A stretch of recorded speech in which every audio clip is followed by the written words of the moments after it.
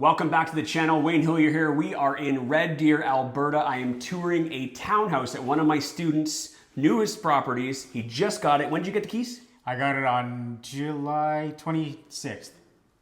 2 weeks ago? 2 weeks ago. 2 weeks ago. 2 weeks ago. Repairs are all done, some minor renovations. He's just about ready to list this property. It's a cash flowing rental property in Red Deer, Alberta. We're gonna dive deep into all of the numbers today. We're gonna talk about what you paid for it, what types of renovations you did, how you found the deal, does it cash flow, what are the numbers, and so much more.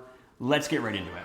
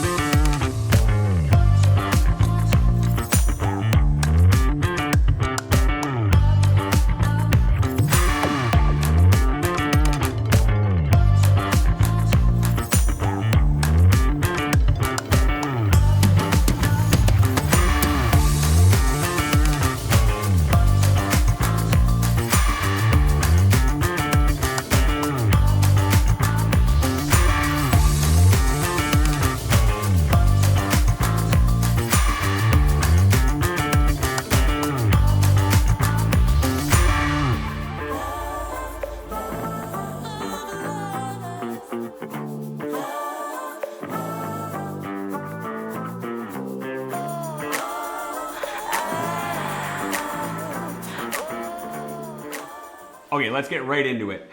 First of all, how did you find this property?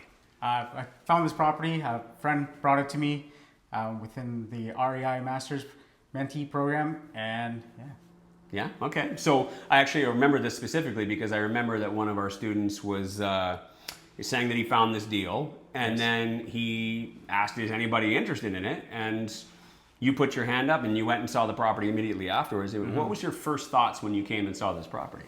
Well, I stepped in here thinking like I was a tenant and just looking at the whole place, and it stuck out really boldly to me. And I was like, man, if I was a tenant, I definitely would live here, long term potentially. And yeah, I just put my tenant hat on essentially, and just came in here and just with an open eye and just looking at everything.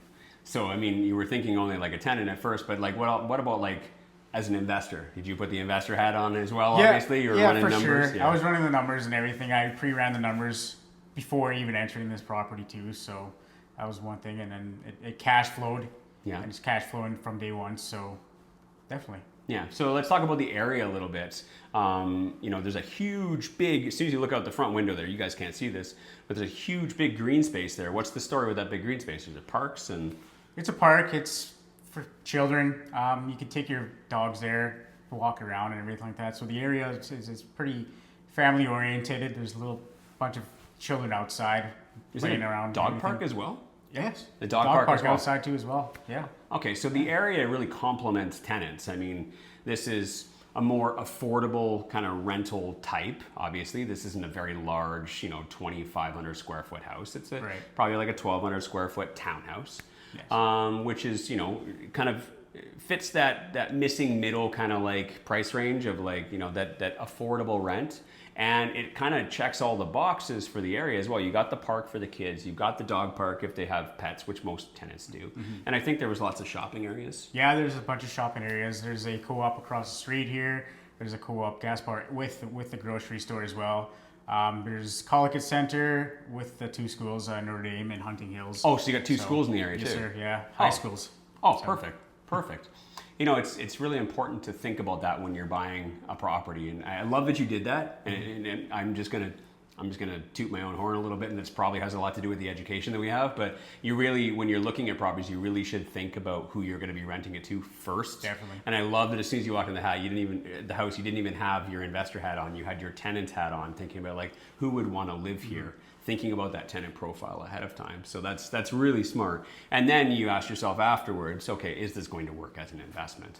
And it sounds like it does. You did mention cash flow, which is fantastic. I mean, you always want cash flow, right? Yep. You always want to have lots of cash flow because that's your risk mitigator.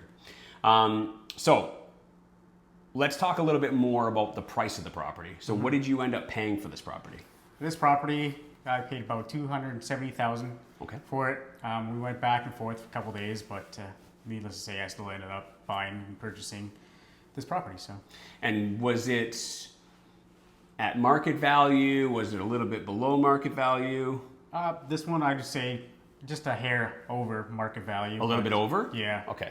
And you were okay with that? Yeah, I was okay with it. So I had the funds to basically just purchase this townhouse. So yeah, and so like a lot of people are like, oh, I wanted the best way to make money is to make money on the buy, but then you bought it a little bit over market value and the numbers still worked. Yes. So walk me through a little bit. Why did you still proceed with it even though it was a little bit over the market value of the property? Well, just to answer that question, like you said, it was a low risk, great neighborhood, potential was through the roof, so I just dove in just as a first time investor. So okay. Well, obviously you had my backing as well, Yeah. just to make sure that we went through the numbers, and we did. Even through our weekly coaching sessions, we were going through the numbers to make sure that this deal made sense. Because it's not always about making money on the buy. I mean, of course you do want to make money on the buy, but Red Deer's a very competitive market right now. Definitely, right? definitely Super is. competitive. And we both know that had you waited any longer, somebody would have snagged this up. Oh, definitely. And a big reason for that is because even though you paid market value for it, it's actually profitable on day one. Like no real work needed to be done in this property, right? No, like hardly any, just some touch-ups. There was a family with 2 little children living here, and they kept it fairly nice, so there was like hardly any renos whatsoever, just mostly paint. No, let's talk about some of those little renos you were doing. You said you were doing some paint touch-ups? Yep, some paint touch-ups. Is that about it? Just pretty much it, to be honest with you. Yeah, like hardly anything, like anything major. So okay, so let's dive into the numbers now, because people are like, okay, there's no money on the buy. You didn't do any big renovations for any upside, so this can't be a very good deal. It's a competitive market. You paid full market value. This doesn't seem like a very good deal. Let's talk about the numbers a little bit. Okay. What is the rent that you're bringing in for this property? I am projecting to bring in about $1,900 a month. $1,900 a month. Do you know what the vacancy rate in Red Deer is right now? Next to zero. Practically it's like zero. So It's I don't think they can call crazy. it zero, but they keep saying it's like next to zero, and that's just because there's like next to no rentals available in Red Deer. It's super competitive, and obviously with that competitiveness, you're getting top dollar for rent right now. $1,900 a month for a townhouse just absolutely blows my mind. Now with that, obviously you're going to have expenses. You put a mortgage on this property, right? So how much do you put down on this property? 20%. 20%. $54,000 on this. Okay. Then you got your property taxes. Yep. Right? And then you got your insurance. And insurance. What about condo fees? Condo fees, there are no condo fees whatsoever. Okay. So no condo fees. There's a no None. condo fee townhouse. Yes, sir. Yep. Okay. Well, that's helpful. Now you're saving quite a bit. I mean, normally with a townhouse, there would be HOA fees or condo fees or something like that would chew into the cash flow. But in this case, you don't have any of that. So that's a huge bonus. Okay. So we've gone through, we said the mortgage, the taxes, the insurance, all in all, after all said and done, what's the cash flow on this property afterwards? Well, a whopping just under $500 a month. $500 a month? Yes, sir. Well, there you have it. That's probably the big reason why you jumped on this deal. Definitely. You neglected to say in the beginning was that it's a $54,000 investment. Yep. And you're making $500 a month in cash flow. Doesn't seem like very much cash flow for if you're doing a larger multifamily deal, but remember, this is a $54,000 investment with $500 a month in cash flow. That's amazing. That's tremendous. And there aren't many places in Canada where you can get those kind of numbers. And we certainly know that Alberta has only a few markets that actually have neighborhoods and property types where you can get those types of numbers. So that's amazing. And that cash flow, like we said earlier, is your risk mitigator. Yep. Your risk mitigator meaning that in the event that something was to happen, like rents were to go down or interest rates are going to go up, you're safe. You're 100% safe. You're taken care of, right? Why don't we talk about profitability a little bit? So cash flow is great. Obviously, cash flow, we like to have that. It saves our butt in the event of crazy things like furnace replacements or increased interest rates, which increases your mortgage payments, or even lowering rents, because you never know, rents can always change too, and vacancy rates can change over time. So you got that big cash flow buffer. That's cool. But we also want to know that we're also making money somewhere else. It's not just about cash flow. We're talking about appreciation. So we want to know, is the value of this property going to go up? And additionally, how much are we paying down every month when you make a mortgage payment? So do you know what your interest rate was on this property? This one was 4.9. 4.9? It's a little bit higher than what we would normally expect from, expect over, say, the last 10 years, but still, it's quite reasonable. Okay, so we know that with the interest rate, with interest on a mortgage payment, there's a portion of your mortgage payment is going to be going towards that interest every month, and then a portion is going to be going towards paying down your principal on your mortgage. When you pay down that principal, when you pay down that mortgage, that turns into equity. And that equity is your profit, right? When you sell the property later, you have this much left, your house is worth this much. That's your profits there as well, and we can't forget that. So a portion of your monthly payment is also going towards paying down the mortgage, and then we have obviously appreciation potential. Now, you know this already, and we teach this. We don't bank on appreciation. We don't bank on the value of the property going up. Right. We know it's going to. Yeah. We know you're investing in a great market, but we certainly don't want to put all of our eggs into that basket, hoping that that's where our profit's going to be. We want to make sure this is profitable, even without the appreciation. Yeah. So let's cut out appreciation. Do you happen to know the numbers of what your return on investment is going to be on this property in just cash flow and mortgage pay down? Well, over the 5 years, calculated to be 88% over the 5 years term. So 88% over 88%. 5 years with no appreciation. With no appreciation. Okay, now as things are starting to make a little bit more sense. Now I think everybody else is starting to get the idea as well of like why deals like this make sense, because even without the value, let's just say for the next 5 years that the property doesn't go up in value at all. It just stays the same at 270, you said? Yep. You're still going to make an 88% return.